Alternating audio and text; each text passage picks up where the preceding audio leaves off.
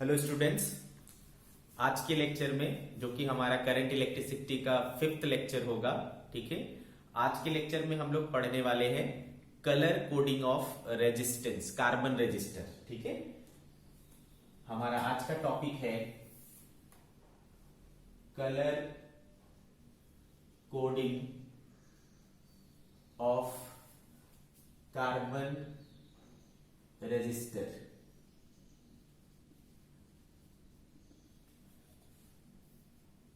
ठीक है, colour coding of carbon resistor. Basically resistor, ठीक है, रेजिस्टर दो प्रकार से बनाए जाते हैं, ठीक है। रेजिस्टर जो है वो दो प्रकार से बनाए जाते हैं। एक है बच्चों कॉइल के फॉर्म में, है ना। एक वायर को कॉइल के फॉर्म में, आपको पता है जैसा कि जितना लंबा वायर लेंगे रेजिस्टेंस कितना होगा, उतना ज्यादा होगा। R is directly proportional to L, ठीक है। तो हमको जितना भी रेजिस्टेंस चाहिए उसके अकॉर्डिंग उतना लंबा वायर को क्या किया जाता है, लपेट करके एक कॉइल बना लिया जाता है। उसको कॉइल रेजिस्टर बोलते हैं, कॉइल के फॉर्म में रहता है, ठीक है। तो जनरली जो कॉइल वाला रेजिस्टर होता है, ठीक है, कॉइल वाला जो रेजिस्टर होता है उसमें हम लोग मटेरियल के तौर पर जनरली हम लोग यूज करते हैं कॉन्स्टेंटन, ठीक है, कॉन्स्टेंटन या फिर मैंगनीन या फिर यूरेका, और क्या बचा भाई, कॉन्स्टेंटन, मैंगनीन, यूरेका, नाइक्रोम, ठीक है, नाइक्रोम। क्यों इनको यूज करते हैं, ये मटेरियल क्यों यूज किए जाते हैं? क्योंकि ये क्या है बच्चों, एलॉयज हैं। और हमने पढ़ा था कि एलॉय का जो रेजिस्टेंस होता है और उसका टेम्परेचर कॉफिशिएंट होता है, टेम्परेचर कॉफिशिएंट ऑफ रेजिस्टेंस होता है एलॉय का, है ना, वो क्या होता है, निग्लिजिबली स्मॉल होता है। यानी इतना स्मॉल होता है कि आप उसको निग्लेक्ट कर सकते हो। इससे ये फायदा होता है कि टेम्परेचर बढ़ने पर भी इनका रेजिस्टेंस क्या होता है, चेंज नहीं होता। रेजिस्टेंस क्या रहता है, कांस्टेंट रहता है। कायदे से रेजिस्टेंस क्या होना चाहिए, कांस्टेंट ही रहना चाहिए। इसलिए हम लोग रेजिस्टर के तौर पर इन मटेरियल को यूज करते हैं, बिकॉज, है ना, बिकॉज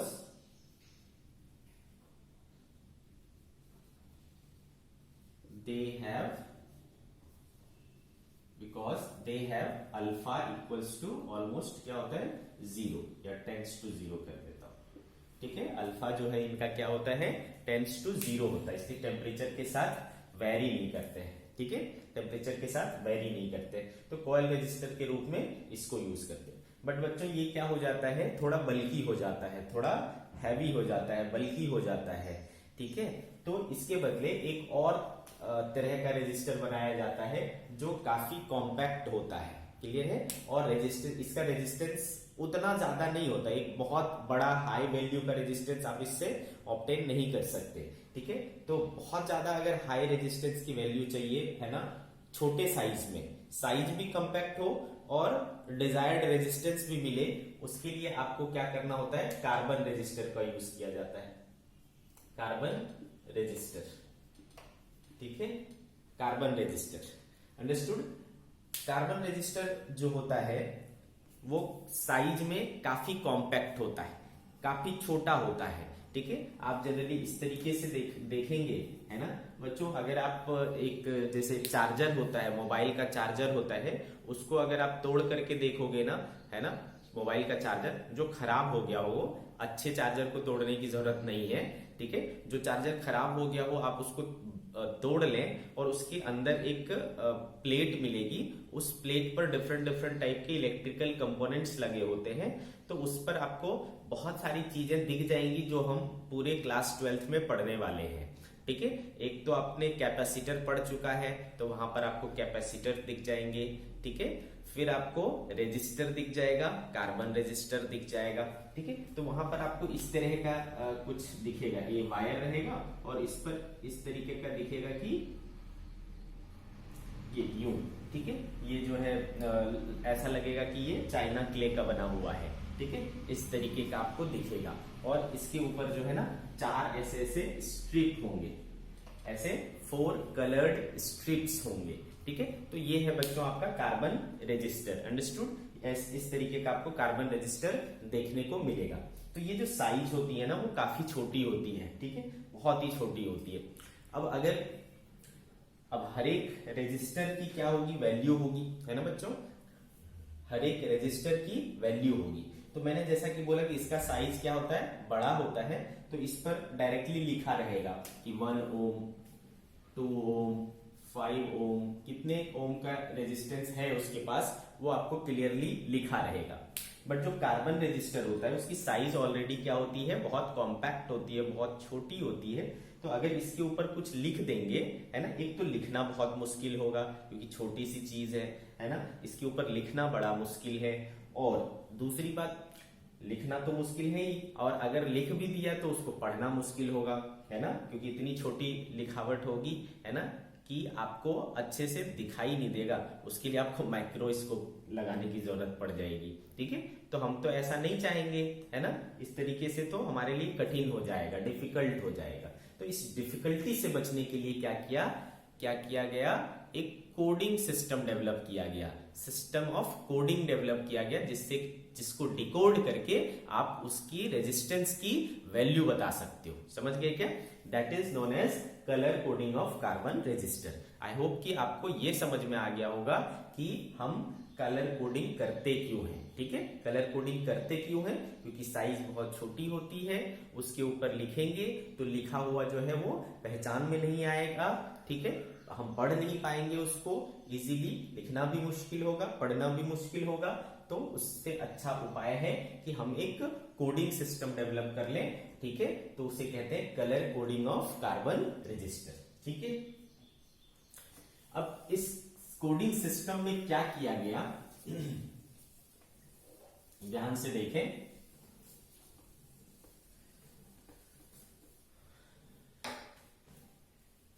इसमें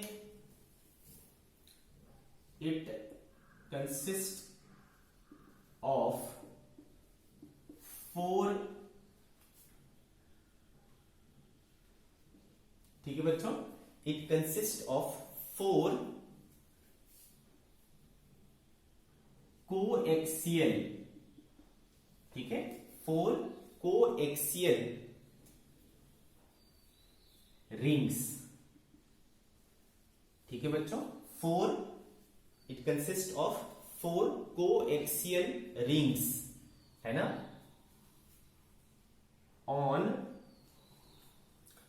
it consists of 4 coaxial rings on carbon register. Each rings have different color. ठीक है, हर एक रिंग का कलर क्या होगा, डिफरेंट होगा।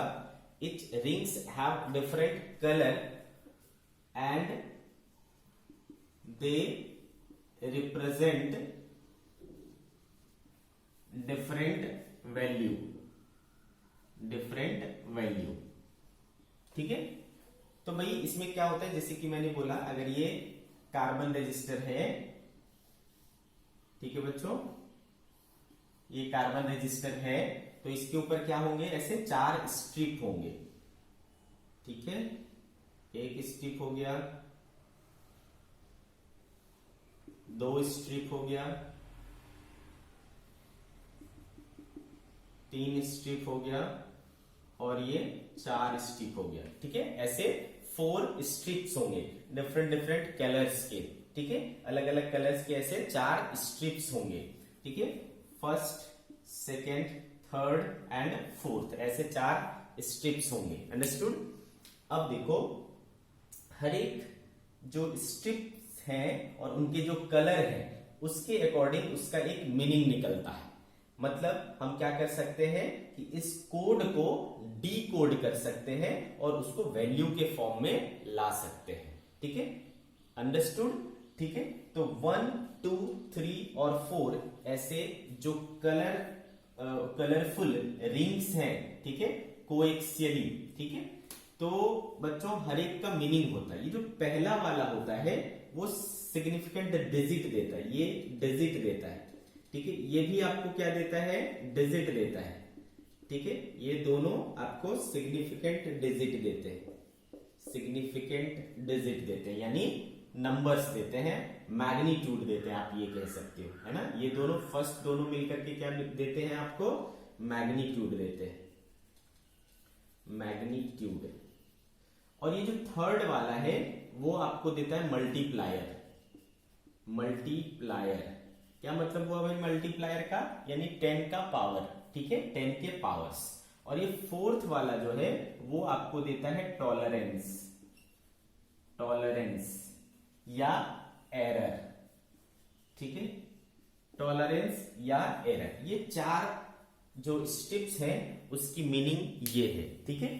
पहला स्टेप क्या देता है, डिजिट देता है। दूसरा स्टेप क्या देता है, डिजिट देता है। तीसरा स्टेप क्या देता है, मल्टीप्लायर देता है। चौथा स्टेप क्या देता है, टॉलरेंस देता है। क्लियर है। तो इस कलर कोडिंग में चारों स्ट्रिप का क्या मीनिंग है ये आपको समझ में आया। क्लियर है। अब देखो कौन से कलर मतलब कितने डिजिट हैं आपके पास बताओ। ऑब्वियसली 0 to 9 है ना, इतने ही तो डिजिट है आपके पास, 0 to 9। तो इनको, इन सभी डिजिट्स को अलग अलग कलर से रिप्रेजेंट किया जाता है, ठीक है। तो हमने एक सिस्टम डेवलप किया है, कोडिंग सिस्टम। उसमें कौन से कलर का क्या मीनिंग है वो हमें देखना है। तो आप ध्यान से देखिए, बहुत बड़ी बात नहीं है, एक चार्ट है, इसको आपको याद करना है, इंपॉर्टेंट है, एक आध क्वेश्चन आते हैं।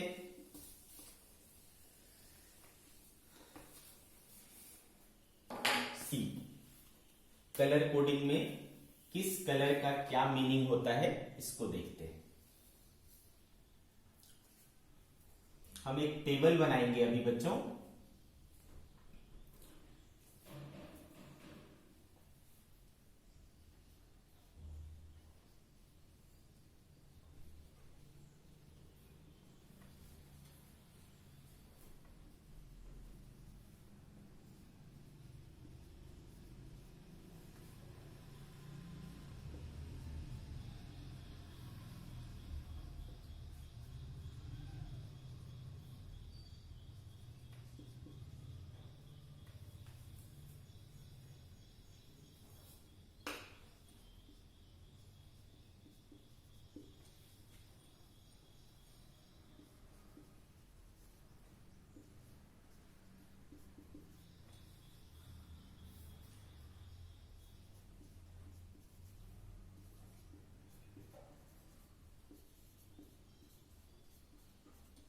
ठीक है।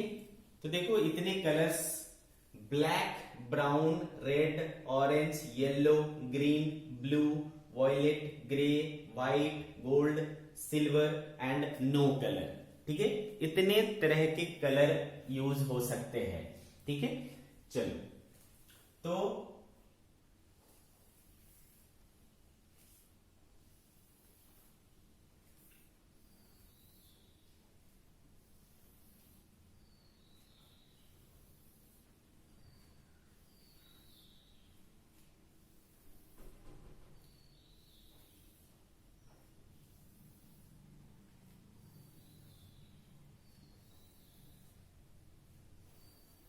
ठीक है।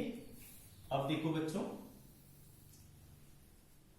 डिजिट 1, 2 डिजिट की बात की थी हमने, है ना। पहला और दूसरा स्टेप क्या बताता है, डिजिट बताता है। तो डिजिट 1 और सॉरी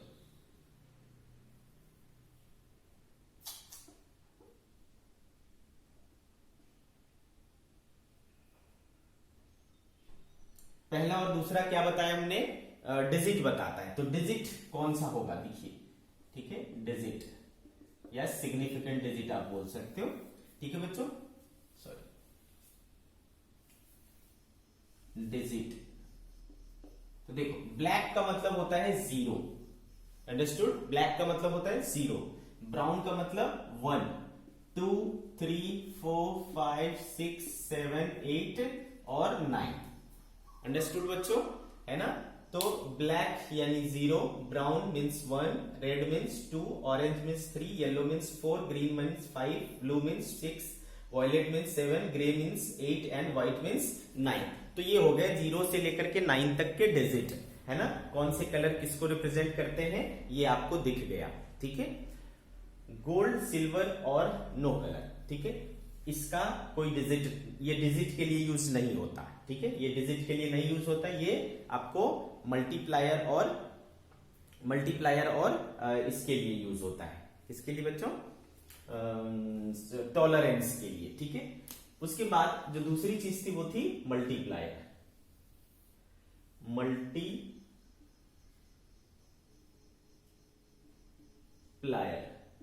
यानी 10 का मल्टीपल्स, ठीक है बच्चों।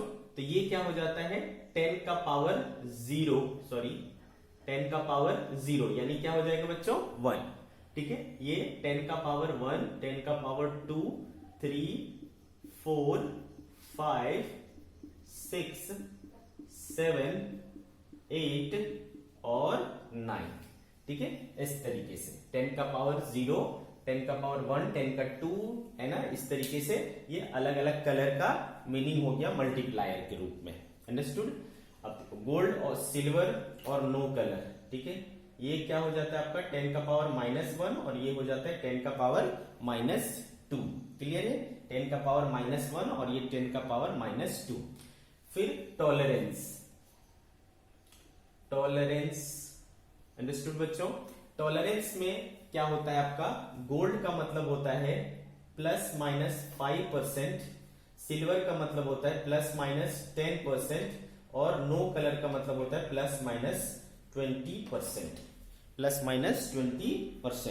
तो देखो बच्चों इस चार्ट का ही पूरा खेल है ना। इसी टेबल से आप क्या कर पाओगे, कार्बन रजिस्टर का जो वैल्यू है उसको डिकोड कर पाओगे, अंडरस्टूड। अब देखो इसको मैं एग्जांपल के थ्रू आपको समझाता हूं। अगर मैं बोलूं कि कोई एक कार्बन रजिस्टर है, उसमें इस तरीके के स्ट्रिप हैं, रेड, येलो, ग्रीन, व्हाइट, ठीक है। ऐसे 4 स्ट्रिप हैं, ऐसा बोला गया है कि एक कार्बन रजिस्टर के पास ऐसे 4 स्ट्रिप है, तो बताओ इसका वैल्यू क्या है, what is the value of this carbon register. तो भाई पहला और दूसरा क्या होता है, डिजिट होता है ना।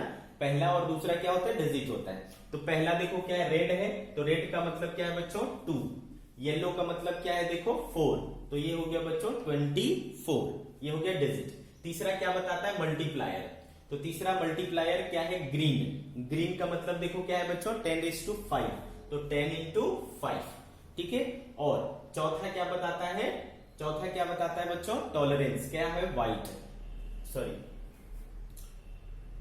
ये व्हाइट नहीं होगा, ये आप सिल्वर ले लो, चलो ठीक है, सिल्वर, ठीक है। तो सिल्वर का मतलब क्या है देखो ±10%, तो ±10%, इतना ओम जो है इसका क्या है, वैल्यू है, अंडरस्टूड। इतना ओम इसकी वैल्यू है। तो इस तरीके से आपको क्या करना है, डिकोड करना है। एक और एग्जांपल लेकर के हम देख लेते हैं।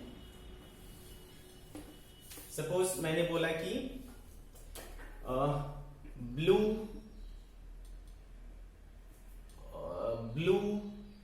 ब्राउन, ऑरेंज और नो कलर, इस तरीके से 4 स्ट्रिप हैं, ठीक है। ब्लू, ब्राउन, ऑरेंज और नो कलर। तो पहला और दूसरा क्या देगा बच्चों, डिजिट। तो ब्लू का मतलब क्या है देखो, ब्लू का मतलब है 6, तो हो गया बच्चों 6। ब्राउन का मतलब क्या है 1, तो 61, ये हो गया आपका डिजिट, है ना। 61 क्या हो गया, डिजिट हो गया। इनटू तीसरा क्या है, ऑरेंज, वो क्या है, मल्टीप्लायर। तो ऑरेंज देखो कहां है, ऑरेंज का मतलब क्या है 10⁵, तो इंटू क्या होगी बच्चों 10⁵। और नो कलर का मतलब क्या है, चौथा वाला क्या बताता है, टॉलरेंस। नो कलर का मतलब होता है ±20%, इतना ओम आपका क्या हो गया बच्चों, रेजिस्टेंस की वैल्यू हो गई। ठीक है, तो आपको अच्छे से समझ में आ गया होगा कि ये क्या करना है, ठीक है, किस तरीके से डिकोड करना है। अब तो आपको ये समझ में आ गया कि अगर ये चार्ट हमें पता हो तो फिर इसको निकालना कोई बड़ी बात नहीं है। ठीक है, तो सबसे मेन इंपॉर्टेंट चीज जो है वो है इस चार्ट को याद रखना। ठीक है, इस चार्ट को याद रखना मेन इंपॉर्टेंट फैक्टर है। ठीक है, तो कैसे याद रखेंगे? ठीक है, तो बच्चों हम लोग बहुत बचपन से ये एक लाइन बहुत फेमस है, इसको आप याद रख सकते हो और इससे जो है आप इस चार्ट को ड्रॉ कर सकते हो। ठीक है, याद रखने के लिए क्या है वो,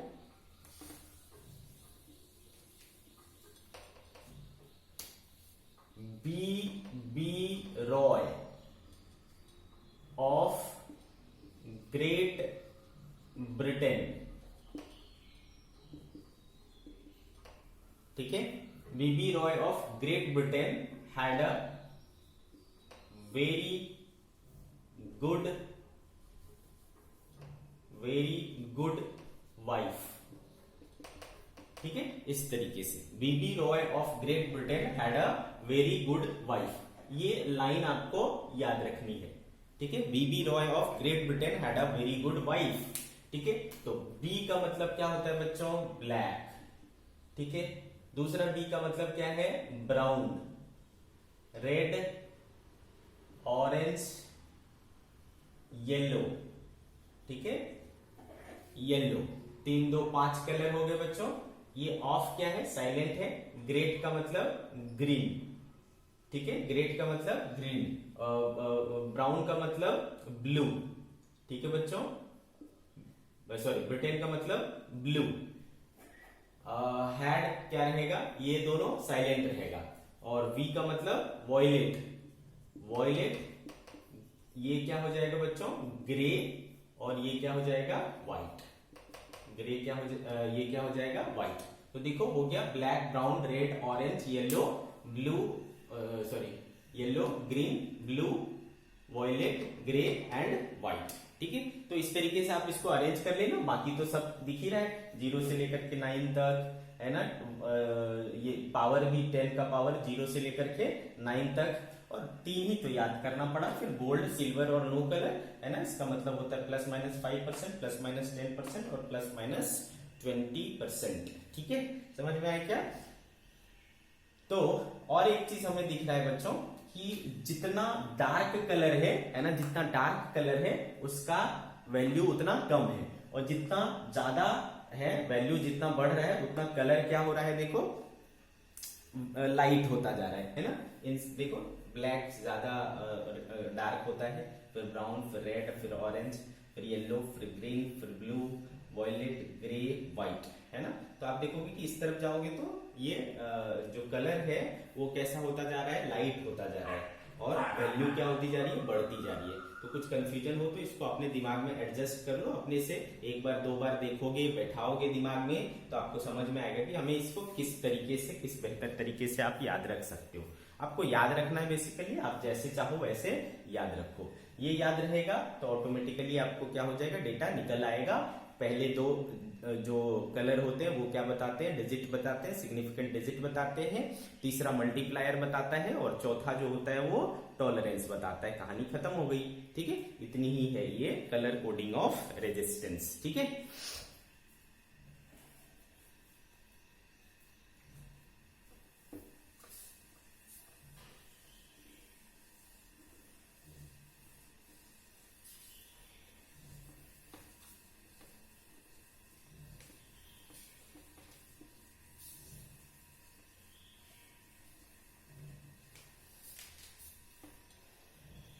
बच्चों आज तक, अभी तक मीन्स 4-5, आज 5th लेक्चर है करंट इलेक्ट्रिसिटी का। इनमें से 4 लेक्चर में जो अभी तक हमने पढ़ा है वो कुछ अगर इंपॉर्टेंट फॉर्मूले में लिखूं, इंपॉर्टेंट फॉर्मूला टिल नाउ। ठीक है, अभी तक का इस चैप्टर का जो इंपॉर्टेंट फॉर्मूला है ना, एक क्या था बच्चों, I = Q/T, या फिर dQ/dt, ये एक था बच्चों। सेकेंड हमने फिर क्या पढ़ा, इसके बाद हमने क्या पढ़ा, R equals sorry drift velocity पढ़ा। तो वीडी इक्वल्स टू क्या आया था, E by M into tau, ठीक है, ये इसका मैग्नीट्यूड था, E by M into tau. फिर हमने क्या पढ़ा, रिलेशन पढ़ा। तो I इक्वल्स टू क्या हुआ, N into E into V D, है ना, ये एक रिलेशन पढ़ा। फिर हमने क्या पढ़ा, करंट डेंसिटी पढ़ा, J equals to I by A, और एक चीज पढ़ा J equals to sigma into E, और एक चीज पढ़ा रो इक्वल्स टू 1 सिग्मा, यानी relation between resistivity and sensitivity. और हमने क्या पढ़ा, R equals to rho into L by A, ठीक है, R equals to rho into L by A. Understood, ये सारे फॉर्मूले अभी तक हमने पढ़े हैं। इसके अलावा हमने क्या पढ़ा बच्चों, वेरिएशन पढ़ा, R T equals to R not into 1 plus alpha del T, और similarly rho T equals to rho not into 1 plus alpha del T, है ना। ये इतने सारे फॉर्मूले हमने पढ़े हैं। अंडरस्टूड, क्लियर है बात। चलो, तो इसके ऊपर हम लोग कुछ थोड़े बहुत आज प्रैक्टिस कर लेंगे, है ना, ताकि जो हमने अभी तक पढ़ा है वो थोड़ा एक बार रिवाइज हो जाए, ठीक है। चलो,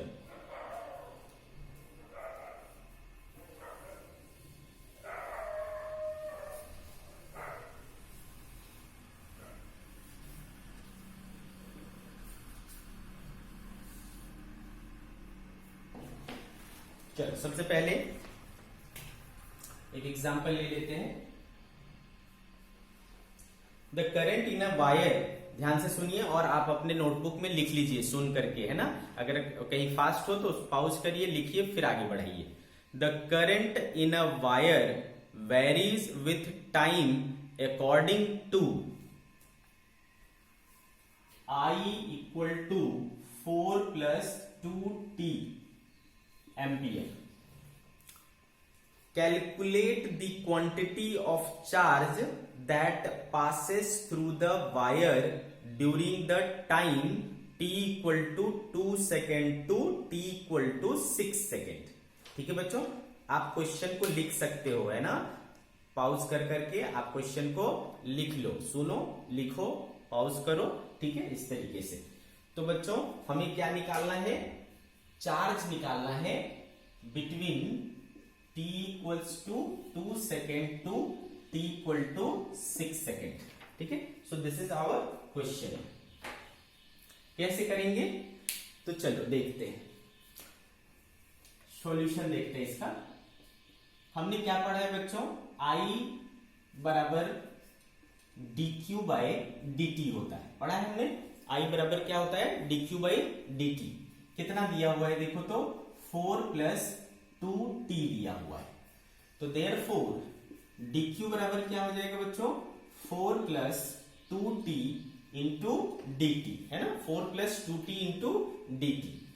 तो आपको टोटल चार्ज निकालने, चार्ज का एक्सप्रेशन लाने के लिए क्या करना पड़ेगा बच्चों, इंटीग्रेट करना पड़ेगा। देयरफॉर q इक्वल्स टू आ जाएगा 4t plus 2t square by 2, ऐसा एक रिलेशन आ जाएगा, है ना। तो आया हमारे पास t स्क्वायर प्लस 4t, ये आ गया एक्सप्रेशन फॉर चार्ज, ठीक है। अब देखो, at t equal to 2 second, at t equal to 2 second, है ना, q एट 2 सेकेंड कितना हो जाएगा बच्चों, 2 का स्क्वायर प्लस 4 इंटू 2, कितना हुआ देखो, 2 2 जा 4 प्लस 4 2 जा 8, दैट इज 12, ठीक है। तो q एट 2 पता चल गया। Similarly at t equals to 6 second, ठीक है, t इक्वल्स टू 6 सेकेंड क्या हो जाएगा, q एट 6 इक्वल्स टू 6 का स्क्वायर प्लस 4 इंटू 6, 36 प्लस 24, है ना, कितना हो गया बच्चों, 30 20 50 10 60, 60 हो गया, 60 कूलम, q एट 6। तो क्या ये q इनिशियल हुआ बच्चों, ऑब्वियसली ये q इनिशियल हुआ, और ये क्या हुआ, q फाइनल हुआ। ठीक है, तो कितना चार्ज पास हुआ, डेल क्यू चार्ज पास हुआ, Q final minus Q initial, 2 second से 4 सेकेंड के बीच में कितना करंट पास हुआ, इतना करंट पास हुआ, तो 60 माइनस 12 दैट इज 48 कूलम। तो कितना चार्ज फ्लो हुआ भाई, 48 कूलम। अंडरस्टूड, कितना चार्ज फ्लो हुआ, 48 coulomb between 2 second to 6 second, है ना, 2 सेकेंड से 6 सेकेंड के टाइम इंटरवल में वहां से कितने चार्ज फ्लो हुए, इतने चार्ज फ्लो हुए।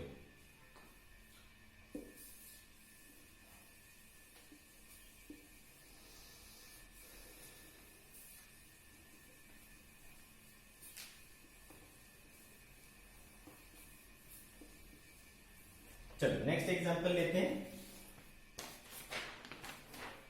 कैलकुलेट, ध्यान से सुनिए क्वेश्चन को, अच्छे से सुनना है, लिखना है अपने नोटबुक में क्वेश्चन को, ठीक है। Calculate the drift speed of the electrons when 1 ampere of current exist in a copper wire of cross section 2 mm square. The number of free electrons in 1 centimeter cube of copper is 8.5 into 10 raised to 22। Clear है? तो बच्चों क्या क्या given है, example 2 में बोलता है कि ड्रिफ्ट स्पीड कैलकुलेट करिए। तो ड्रिफ्ट स्पीड क्या है, पहले क्वेश्चन हो गया ये। बोलते करंट उसमें कितना है, करंट है बोलता है 1 एम्पियर, और बोलता है कि कॉपर वायर है जिसका area of cross section 2 mm square है। The number of free electrons in 1 centimetre cube, volume कितना है 1 सेंटीमीटर क्यूब, और number of free electrons, number of electron कितने हैं 8.5 इंटू 10 रेज़ टू 22। ठीक है, इतनी इंफॉर्मेशन अपने को गिवन है। ठीक है, चलो तो क्या यूज करेंगे बच्चों, कौन सा फॉर्मूला यूज करेंगे, सबसे पहले देखो, है ना, VD चाहिए। तो चूंकि हमने पढ़ा हुआ है कि I बराबर क्या होता है बच्चों, NEAVD होता है ना, NEAVD। तो VD बराबर क्या हो जाएगा, I अपॉन NEA हो जाएगा। I पता है अपने को, E पता है, A पता है, N निकालना पड़ेगा, N निकाल के पुट कर देंगे तो आ जाएगा आंसर। तो चूंकि N बराबर क्या होता है बच्चों, number of electrons per unit volume, यही होता है ना। तो क्या आपके पास नंबर ऑफ इलेक्ट्रॉन्स है, यस है, और वॉल्यूम है, वो भी है। ठीक है, तो यहां से आपको नंबर डेंसिटी मिल जाएगा, N इक्वल टू क्या हो जाएगा बच्चों, number of electrons is 8.5 into 10 raise to 22। ठीक है, वॉल्यूम कितना है 1 सेंटीमीटर क्यूब, इसको मीटर क्यूब में बदलोगे तो क्या हो जाएगा बच्चों 10 रेज़ टू -6। ठीक है, 10 रेज़ टू -6। अंडरस्टूड, तो ये कितना हो गया 8.5 इंटू 10 रेज़ टू 28, है ना, पर मीटर क्यूब, पर मीटर क्यूब, ये आ गया ऐसा यूनिट में। ठीक है, तो अब हमारे पास सारी डेटा अवेलेबल है VD निकालने के लिए, है ना, तो पुट कर लेंगे VD इक्वल टू I की जगह पर 1, N की जगह पर 8.5 into 10 raise to 28 into E की वैल्यू क्या है बच्चों 1.6 इंटू 10 रेज़ टू -19, और एरिया कितना है बच्चों 2 mm स्क्वायर, 2 mm स्क्वायर कितना हो जाएगा 10 रेज़ टू -6। ठीक है, तो 10 रेज़ टू -19 और -6 कितना हो जाएगा 19 और 6 25, तो 19 और 6 25, तो ये क्या बच जाएगा बच्चों 10 रेज़ टू 3, 10 रेज़ टू 3 बच जाएगा। तो आपके पास आया 1/8.5 into 10 raise to 3 into 1.6 into 2। ठीक है, ऐसा बच गया। ठीक है, ये और ये इसको भी गायब कर देंगे, 10 बचेगा, तो 1/85 इंटू 32 इंटू 10। आप इसको सॉल्व करोगे बच्चों, है ना, कैलकुलेट करोगे तो आएगा ये 0.0036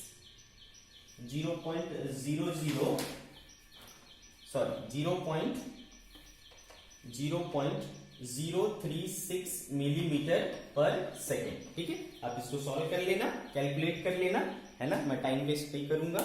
तो 0.036 मिलीमीटर पर सेकेंड आएगा। अंडरस्टूड? क्लियर है बच्चों?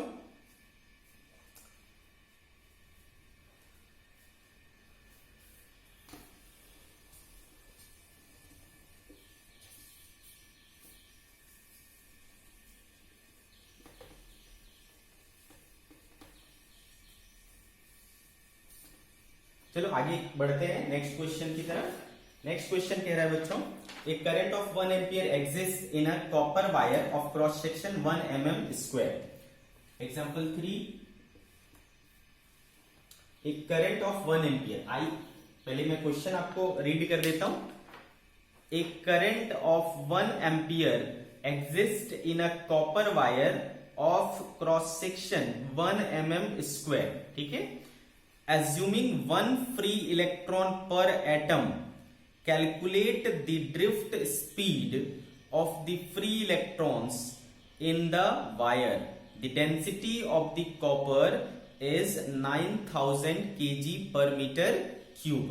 ठीक है, तो क्या क्या दिया हुआ है हमारे पास? करंट दिया हुआ है 1 ampere, area of cross section दिया हुआ है 1 mm स्क्वायर, 1 mm स्क्वायर। बोलते हैं कि हर एक एटम जो है एक फ्री इलेक्ट्रॉन देता है। क्या निकालना है? Drift speed.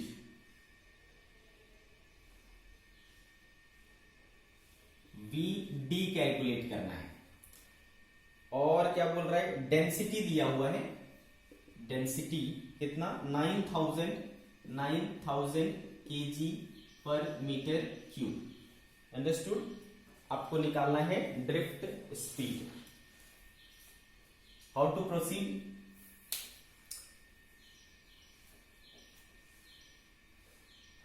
आपको पता है कि जो कॉपर होता है ना, ये मटेरियल कौन सा है? कॉपर है।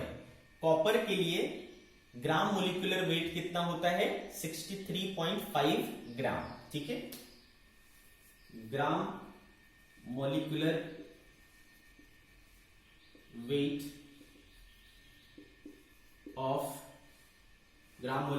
ऑफ कॉपर इक्वल्स टू कितना होता है? 63.5 ग्राम। ठीक है बच्चों, चलो तो इसको सॉल्व करते हैं। सॉल्यूशन, ठीक है। मान लो मैंने स्टार्टिंग में ही वॉल्यूम कितना ले लिया? 1 metre cube. Let volume equals to 1 metre cube. तो mass of copper in 1 metre cube कितना हो जाएगा? डेंसिटी क्या है बच्चों? 9000 kg पर मीटर क्यूब, यानी 1 मीटर क्यूब में 9000 kg। तो इक्वल टू क्या हो जाएगा बच्चों? 9000 kg, या फिर 9000 इंटू केजी में कितना ग्राम होता है बच्चों? 10 to the power 3 ग्राम। तो ये क्या हो गया? 9 इंटू 10⁶ ग्राम। ठीक है, 9 इंटू 10⁶ ग्राम। ये क्या हो गया? मास हो गया। आपको पता है बच्चों कि नंबर ऑफ मोल्स कैसे निकाला जाता है? पता है ना? Number of moles, number of moles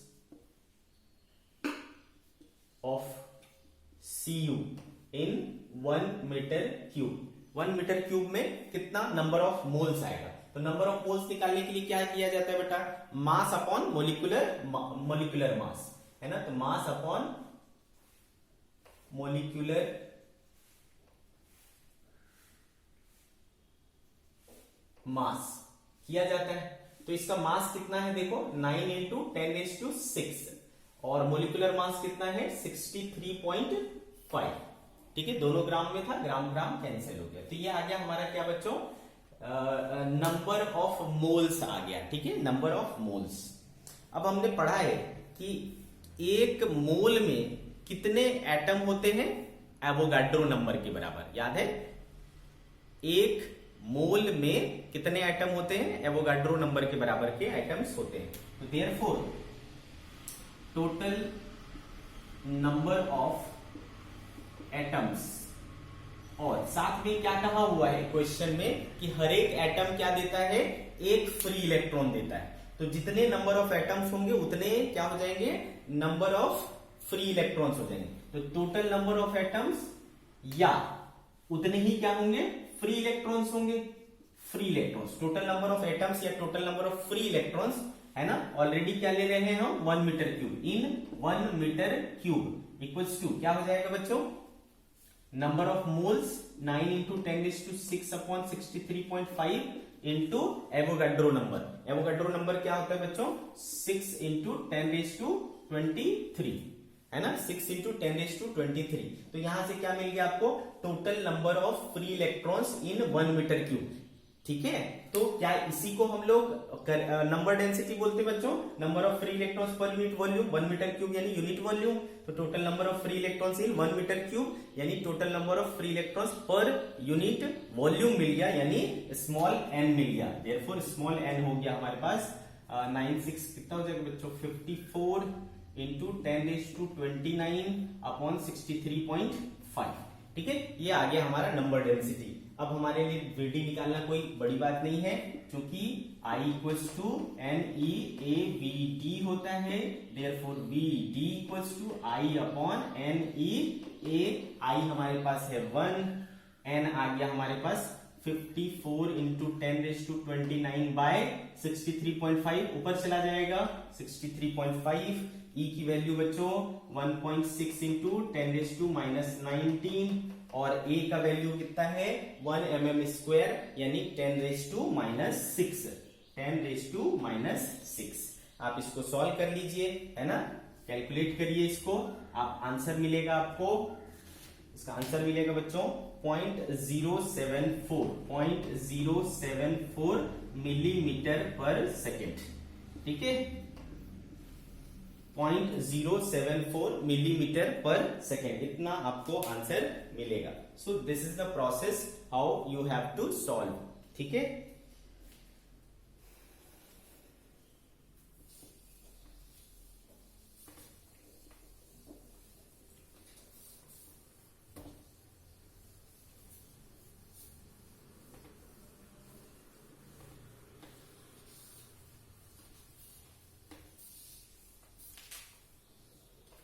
चलो देखते हैं बच्चों नेक्स्ट क्वेश्चन।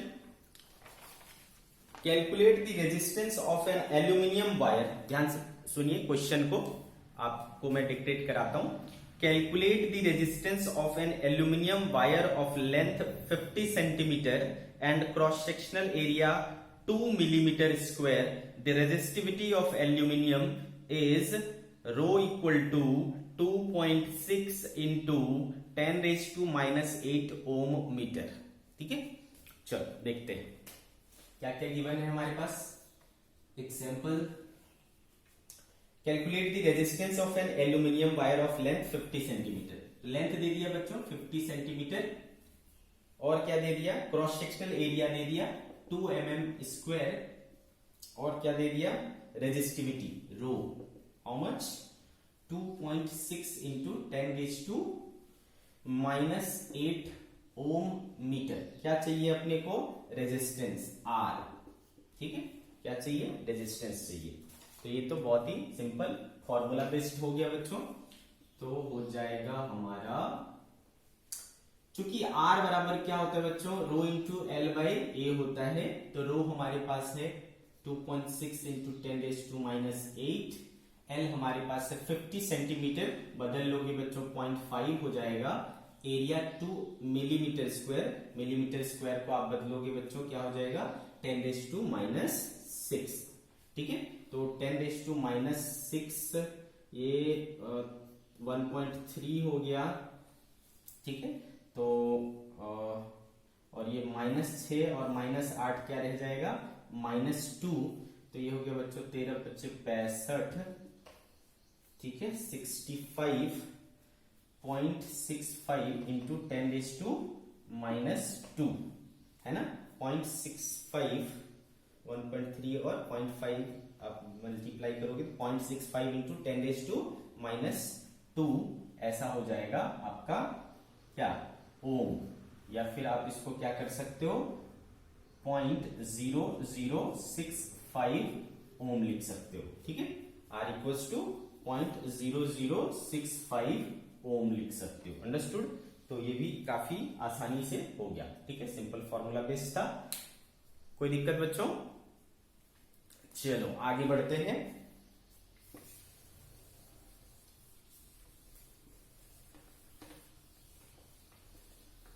सी, नेक्स्ट क्वेश्चन बोला जा रहा है बच्चों, डिक्टेट करता हूं मैं। A copper coil has a resistance of 20 ohm at 0 degree centigrade and a resistance of 26.4 ohm at 80 degree centigrade. Find temperature coefficient of resistance of copper.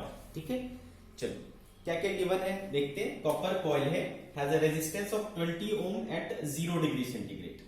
ठीक है, तो ये क्या हो गया बच्चों, R0 हो गया हमारा 20 ओम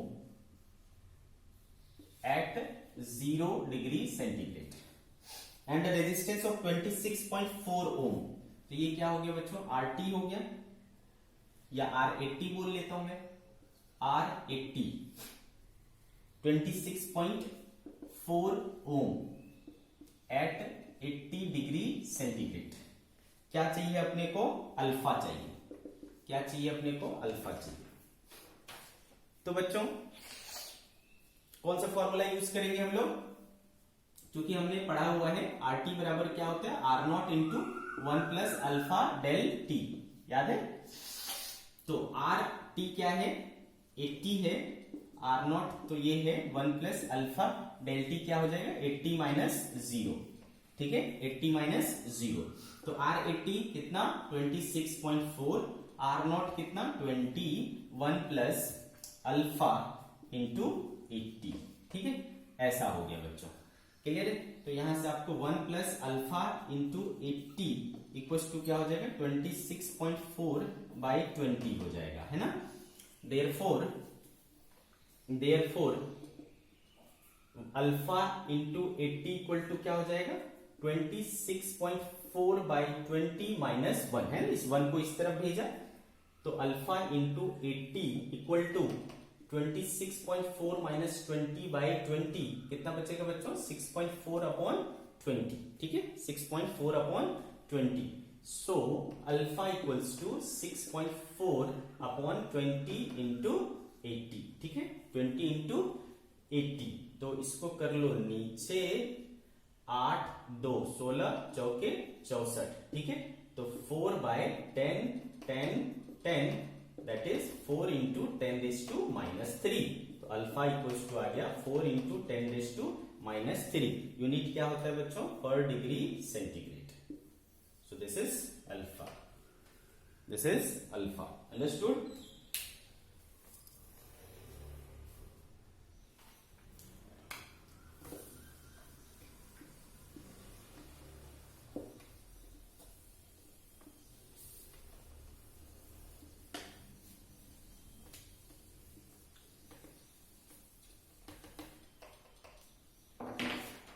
Let me dictate you the next question.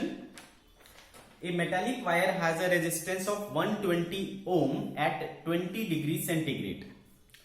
Find temperature at which the resistance of same metallic wire rises to 240 ohm, where alpha equal to 2 into 10 raised to minus 4 per degree centigrade. ठीक है, सी क्या क्या given है हमारे पास,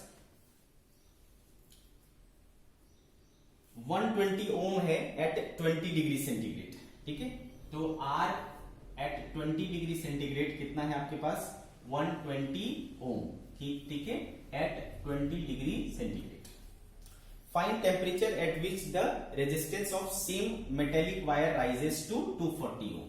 तो RT क्या दिया हुआ है, 240 ओम, है ना, एट T, जो कि हमें क्या निकालना है, वो निकालना है, फाइंड आउट करना है। और आपको क्या दिया हुआ है, अल्फा गिवन है 2 इंटू 10 रेज टू माइनस 4 पर डिग्री सेंटीग्रेड। चलो ये भी फॉर्मूला बेस्ड है बच्चों, क्योंकि हमने पढ़ा हुआ है। क्या फॉर्मूला यूज कर लें, RT equals to R0 1 plus alpha T minus T nought, ये फॉर्मूला पढ़ा है हमने। तो आर एट टी कितना है 240, आर नॉट कितना है 120, 1 प्लस अल्फा, अल्फा कितना है 2 इंटू 10⁻⁻⁴, टी पता नहीं है हमें, और टी नॉट क्या है रेफरेंस टेम्परेचर जो कि क्या है 20। ठीक है बच्चों, तो 120 से ये 2 टाइम्स में कैंसिल हो गया, तो बचा बच्चों 2 equals to 1 plus 2 into 10⁻⁻⁴ into T minus 20। ठीक है, ये इधर आएगा तो क्या हो जाएगा 1 हो जाएगा, 1 equals to 2 into 10⁻⁴ T minus 20। ठीक है, सो क्या हो गया t minus 20 equal to 1 by 2 into 10⁻⁻⁴, 10⁴ by 2, 10 into 10⁻³ by 2, 2 से 5, तो क्या बचा बच्चों 5000। ठीक है, t minus 20, therefore t equals to 5000 plus 20, 5020 degree centigrade. ठीक है, 5020 डिग्री सेंटीग्रेड। ठीक है, तो ये हो गया भाई।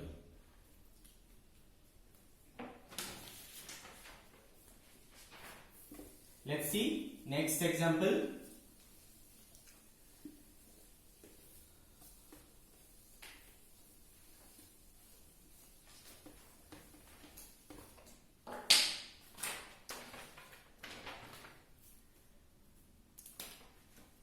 Let me dictate you next question.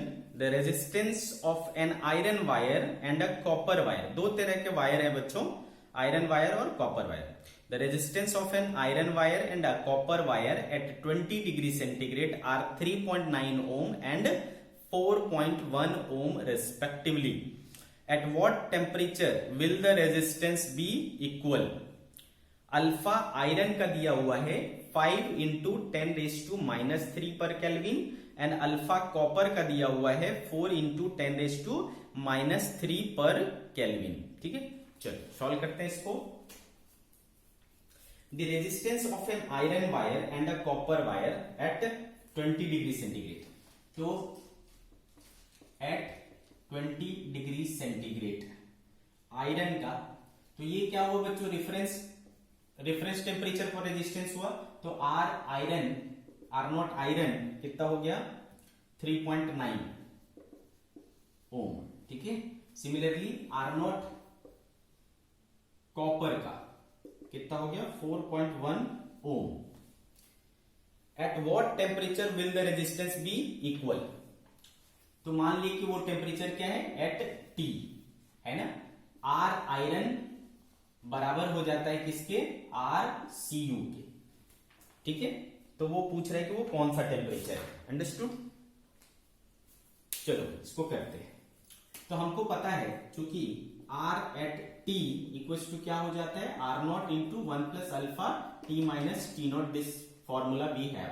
ठीक है, तो आयरन के लिए R iron at T temperature क्या हो जाएगा बच्चों R not iron 1 plus alpha iron into T minus T naught, ऐसा हो जाएगा क्या। तो देखो क्या हो गया R iron at temperature T is equals to R not iron कितना है बच्चों 3.9 इंटू 1 प्लस अल्फा आयरन, आपको क्या गिवन था अल्फा आयरन गिवन था बच्चों 5 into 10⁻³ alpha iron equals to 5 into 10⁻³ पर केल्विन, और अल्फा कॉपर आपको दिया हुआ है 4 इंटू 10⁻³ पर केल्विन। ठीक है, तो आर आयरन क्या होगा 1 प्लस अल्फा आयरन 5 इंटू 10⁻³ और टी माइनस टी नॉट। ठीक है, टी नॉट जिसमें क्या है बच्चों 20, तो टी माइनस 20 ऐसा हो गया, क्लियर है। तो सिमिलरली है ना, इसी प्रकार से आपको R C U at T क्या हो जाएगा 4.1, 1 प्लस अल्फा कॉपर कितना है बच्चों 4 into 10⁻³ T minus 20। Question number 2, और कह दिया है कि इस टेम्परेचर पर दोनों क्या है, बराबर होना चाहिए। तो इन दोनों को बराबर कर लेते हैं, ठीक है।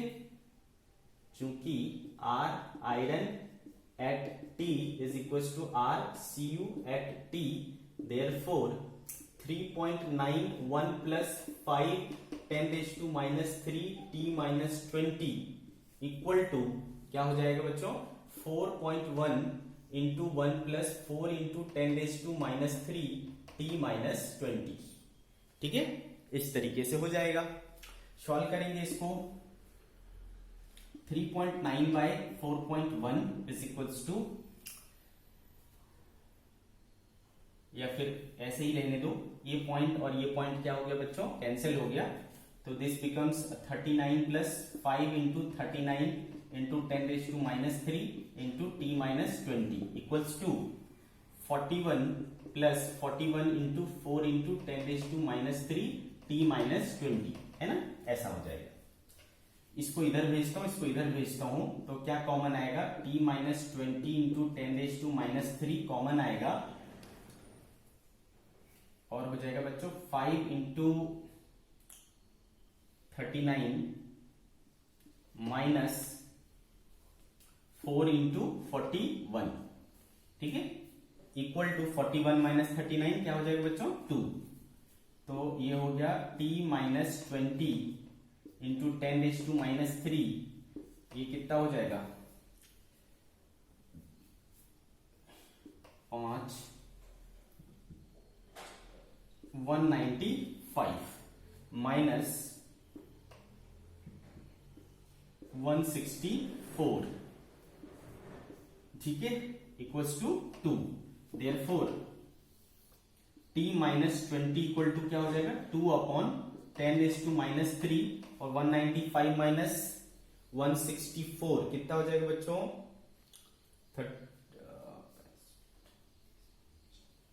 31 हो जाएगा क्या, दिस बिकम्स 31, ठीक है। तो ये हो गया आपको 2000 upon 31, T minus 20 equal to, आप इसको सॉल्व करोगे बच्चों 2000 बाई 31, तो ये आएगा 64.5, ठीक है। देयरफॉर T इक्वल टू क्या हो जाएगा, 84.5 डिग्री सेंटीग्रेड, ठीक है। कैलकुलेशन आप कर लेना, कैलकुलेशन का पार्ट, ठीक है। T इक्वल टू क्या आ जाएगा, 84.5 डिग्री सेंटीग्रेड। तो एट टेम्परेचर 84.5 डिग्री सेंटीग्रेड दोनों का रेजिस्टेंस क्या हो जाएगा, सेम हो जाएगा। अंडरस्टूड, क्लियर है बच्चों।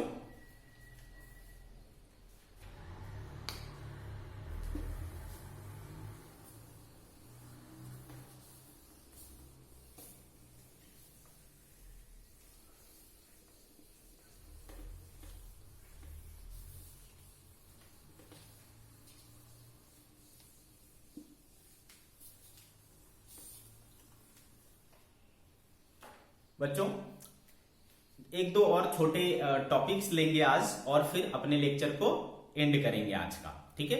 छोटे छोटे एक दो टॉपिक, एक है बच्चों EMF, इलेक्ट्रोमोटिव फोर्स। इसका फुल फॉर्म क्या है बच्चों, इलेक्ट्रोमोटिव फोर्स। शॉर्टकट में क्या कहते हैं, EMF कहते हैं। शॉर्टकट में क्या कहते हैं, EMF कहते हैं। तो क्या होता है ये इलेक्ट्रोमोटिव फोर्स, आप ध्यान से देखिए बच्चों। सेल या बैटरी या सेल जो होता है, हमने पहले सीखा है कि सेल और बैटरी एक ऐसी डिवाइस है जो क्या करता है, किसी कंडक्टर के टर्मिनल्स के अक्रॉस पोटेंशियल डिफरेंस पैदा कर देता है, ठीक है। पोटेंशियल डिफरेंस क्रिएट करता है, और जब पोटेंशियल डिफरेंस होता है तो चार्ज फ्लो करता है। अंडरस्टूड, ये चीज हमने पढ़ा है। तो चलो समझते हैं। अगर मान लो मैं एक बैटरी बनाऊं, ठीक है, सपोज इस तरीके से बैटरी का शेप दिखता है, जनरली आप जो देखते हो, है ना, सेल का शेप कुछ ऐसा दिखता है। तो ये टर्मिनल मान लो पॉजिटिव है बच्चों, और ये टर्मिनल क्या है, नेगेटिव है, ठीक है। और एक मान लो इस तरीके से कंडक्टर जुड़ा हुआ है,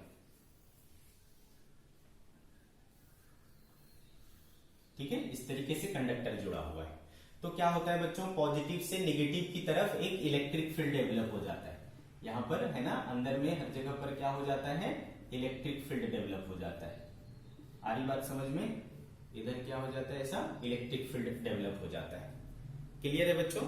और इसके अंदर कैसा होगा इलेक्ट्रिक फील्ड? ऐसा होगा, है ना। इलेक्ट्रिक फील्ड कैसा होगा? ऐसा होगा। तो आपको पता है कि जब आप ऐसा सेट करते हो तो करंट फ्लो करता है पॉजिटिव से नेगेटिव की तरफ, होता है ना, पॉजिटिव से नेगेटिव की तरफ। अच्छे से समझ में आ रहा है? अब पॉजिटिव से नेगेटिव की तरफ करंट फ्लो कर रहा है, और आपको पता है कि पॉजिटिव चार्ज करंट का फ्लो उसी डायरेक्शन में होता है जिस डायरेक्शन में पॉजिटिव चार्ज चलता है। याद करो, पढ़ा था हमने, अगर पॉजिटिव चार्ज इस डायरेक्शन में जा रहा है तो करंट भी उसी डायरेक्शन में जाएगा। तो करंट चूंकि इस डायरेक्शन में जा रहा है तो पॉजिटिव चार्ज जो है वो ऐसा फ्लो कर रहा है, ठीक है। तो जब बच्चों ये पॉजिटिव चार्ज ऐसे फ्लो कर रहा है तो अंदर में कैसे फ्लो करेगा, यहां से यहां, तभी तो ये सर्किट कंप्लीट होगा। तो इस तरीके से क्या होगा, पॉजिटिव चार्ज सर्कुलेट होता रहेगा, सर्कुलेट होता रहेगा, करंट बहता रहेगा, बहता रहेगा।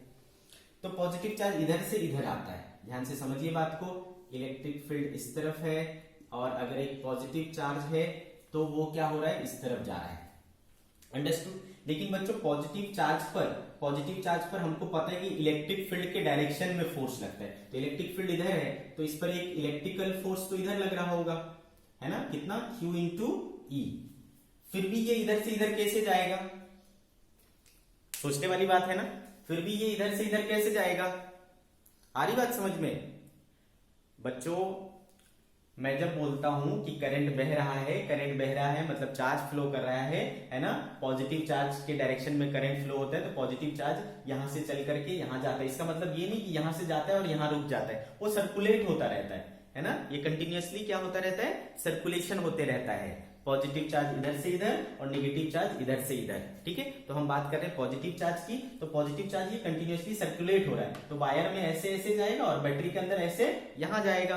तो इलेक्ट्रिक फील्ड तो इस पे इधर लग रहा है, तो इलेक्ट्रिकल फोर्स भी इधर लग रहा है, तो ये यहां से यहां कैसे जा रहा है? तो ऑब्वियसली कोई और एक फोर्स है जो इसको यहां से यहां ले जा रहा है, ठीक है। तो वो जो फोर्स कौन लगाता है बच्चों? बैटरी लगाता है। वो वाला फोर्स कौन लगाता है? बैटरी लगाता है। समझ में आया क्या? क्लियर है बात? अंडरस्टूड? तो वो वाला जो फोर्स है वो कौन लगाता है? बैटरी लगाता है। इतना समझ में आ गया। अब देखो बच्चों, अगर मैं बोलूं कि बैटरी इस पर कितना वर्क डन कर रहा है, ठीक है, तो वर्क डन बाय बैटरी कितना हो जाएगा बच्चों? वर्क डन क्या होता है? फोर्स इंटू, ठीक है, V इंटू क्यू, याद आया? तो V इंटू क्यू, तो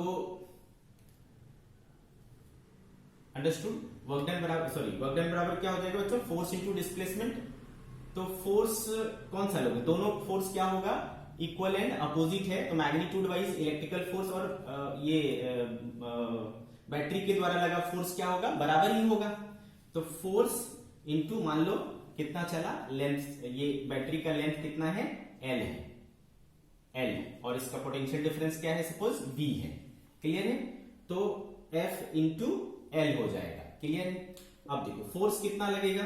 Q इंटू ई। ओके, तो Q E इंटू L। याद करो हमने पढ़ा हुआ है कि इलेक्ट्रिक फील्ड क्या होता है? V अपॉन L, ठीक है। तो देयरफॉर V बराबर क्या हो जाएगा? E इंटू L हो जाएगा। तो देखो ये कितना हो गया? Q into V। Understood? Q into V हो गया बराबर क्या? Work done by battery. Understood? Therefore V बराबर क्या हो गया बच्चों यहां पर, है ना? V बराबर क्या हो गया? Work done by battery upon charge. V equals to W by Q। Understood? V equals to W by Q, ऐसा है। तो पहले भी हमने पढ़ा है कि वोल्टेज या पोटेंशियल डिफरेंस क्या होता है? Work done per unit charge होता है। अंडरस्टूड? V इक्वल्स टू क्या पढ़ा है? Work done per unit charge होता है। क्लियर है बच्चों? ये कौन सा वर्क डन है? ये कौन सा चार्ज है? Positive test charge, positive test charge, ठीक है। तो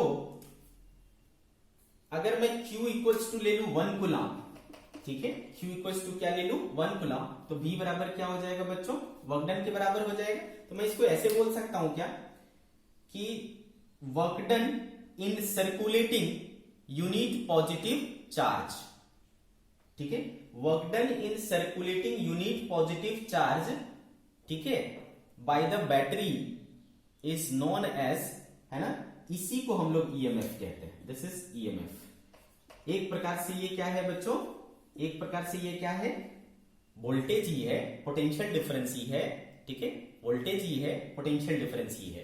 क्लियर है?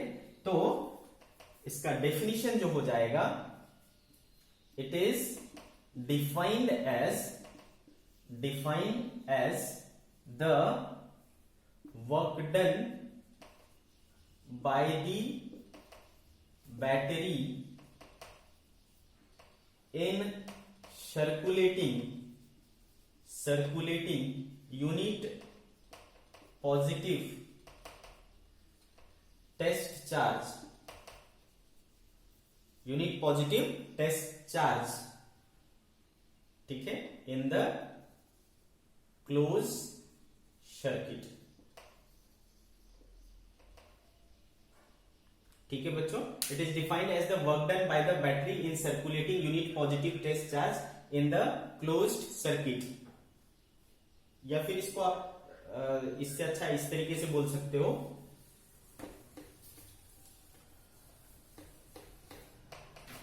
आप इसको इस तरीके से भी बोल सकते हो, इट इज न्यूमेरिकली इक्वल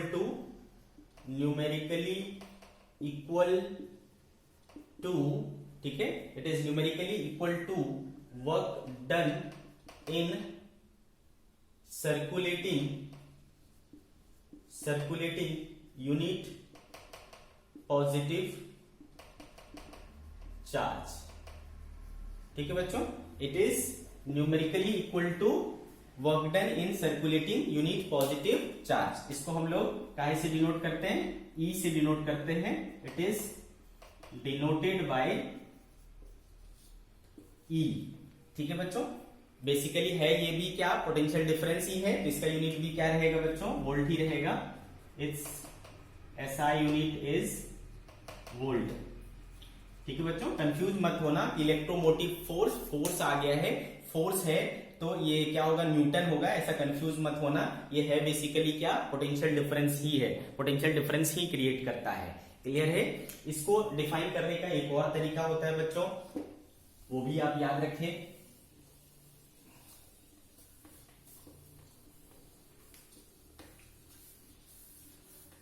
एक और चीज याद रखें आप इसको डिफाइन करने के लिए। देखो बच्चों, अगर एक बैटरी है, ये मैंने सर्किट बना लिया और एक स्विच लगा लिया, ठीक है, स्विच। तो बच्चों जब तक मैंने इस स्विच को ऑन नहीं किया है, ठीक है, जब तक ये स्विच ओपन रहेगा, तो इसमें क्या होगा, करंट फ्लो नहीं करेगा। क्लियर है? जब सर्किट ओपन रहेगा उस समय बैटरी के दोनों टर्मिनल, कौन कौन से टर्मिनल, पॉजिटिव टर्मिनल और नेगेटिव टर्मिनल के बीच में जो मैक्सिमम पोटेंशियल डिफरेंस होगा उसको इलेक्ट्रोमैग्नेटिक फोर्स यानी ईएमएफ कहा जाता है। क्लियर है? इसको डिफाइन करने का दूसरा तरीका, the maximum potential difference across the terminal of battery when no current, है ना, ओपन है तो करंट नहीं बहेगा, no current is being drawn from it। ठीक है, जब बैटरी से कोई करंट नहीं लिया जा रहा है उस समय जो मैक्सिमम पोटेंशियल डिफरेंस होगा बैटरी के टर्मिनल के cross, that is known as EMF. ठीक है, small E, capital E, small E किसी से भी दिखा सकते हो। ठीक है, इसको बोलते हैं ईएमएफ। अंडरस्टूड? दूसरी चीज बच्चों,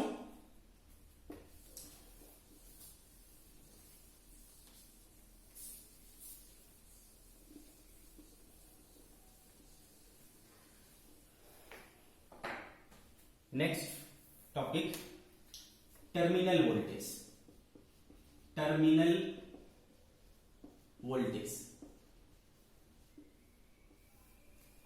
ध्यान से समझिए, अगर ये मान लो बैटरी है, अगेन हमने एक स्विच लगाया और ये सर्किट को पूरा किया। ठीक है, तो बच्चों ये जो बैटरी है, क्लियर है, इसके पॉजिटिव टर्मिनल और नेगेटिव टर्मिनल। जब मैं ये सर्किट को ओपन रखा था, कोई करंट इससे नहीं फ्लो कर रहा था, उस समय इसके दोनों टर्मिनल के बीच का जो मैक्सिमम पोटेंशियल डिफरेंस था उसको मैंने क्या बोला, ईएमएफ बोला। लेकिन अगर मैं इसको क्लोज कर दूं, स्विच को क्लोज कर दूं, है ना, तो सर्किट क्या हो जाएगा, पूरा हो जाएगा और करंट का बहना शुरू हो जाएगा। जब करंट बहने लगेगा बच्चों, उस समय इनके टर्मिनल्स के बीच में जो मैक्सिमम पोटेंशियल डिफरेंस होगा, that is known as terminal voltage. ठीक है, the maximum potential difference across the terminals of battery when circuit is closed is called terminal voltage। ठीक है, ये हो गया बच्चों टर्मिनल वोल्टेज। इसको आप कैसे शो कर सकते हो, V से। It is denoted by V।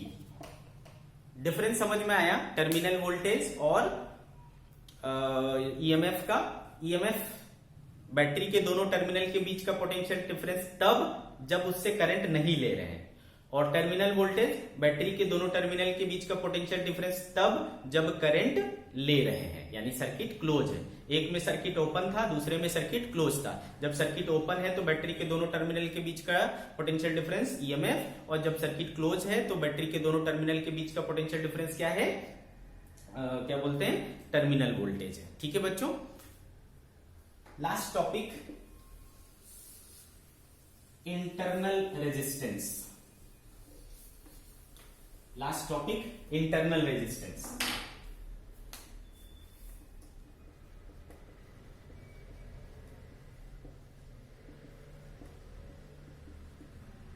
देखो बच्चों, मान लो एक बैटरी है, दिस इज बैटरी, ये इसका पॉजिटिव टर्मिनल, ये इसका नेगेटिव टर्मिनल, है ना। इस तरीके से हमने सर्किट को क्या कर दिया, कंप्लीट कर दिया।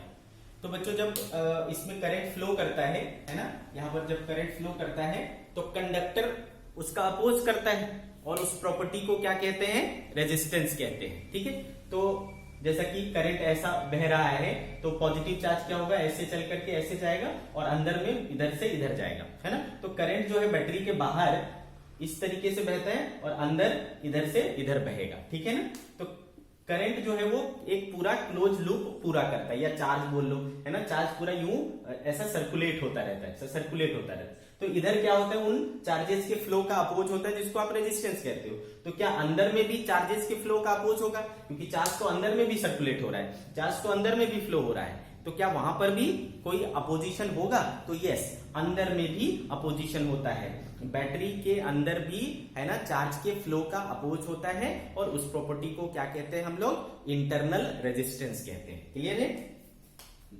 दी प्रॉपर्टी